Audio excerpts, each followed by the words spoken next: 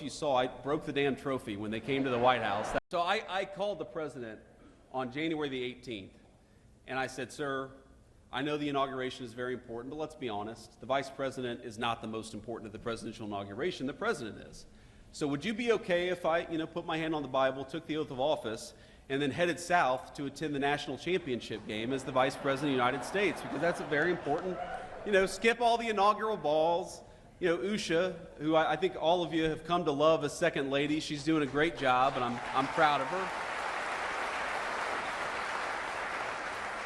I don't know, honestly, how much Usha really wants to wear high heels for 9 hours on that day anyway, so just let us go to the national championship game. The president was like, no, JD, I can't do that. You got to be there.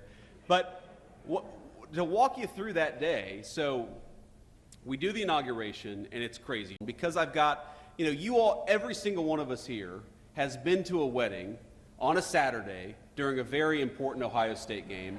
And we love the people who are getting married, but we're also like, why the hell did you have to have your wedding on an Ohio State game? And you've got the guy, who's sitting outside the bathroom on his phone or has got his iPad out. Every single one of us has been to a wedding like this. You all know what I'm talking about, okay? Well, I was that guy because every single one of my buddies was like, we're proud of you for becoming vice president, but could we get the hell out of here and watch this Ohio State game? So what we did is that we rented a conference room where they did the Commander-in-Chief's ball, and we actually, we had an open bar, we turned it into a big party, and we had the Ohio State game on.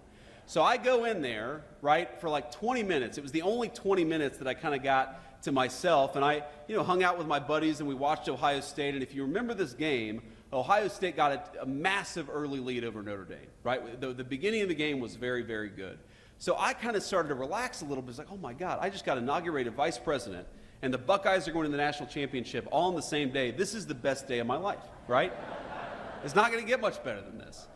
And then, we went to a couple balls, and then I think it was after the second ball, before the third ball, I was watching on the TV, and Notre Dame started to catch up a little bit. If you all watch this game, you remember Notre Dame started to catch up a little bit. I'm going to be late to the third ball, and I'm going to sit here and watch this game.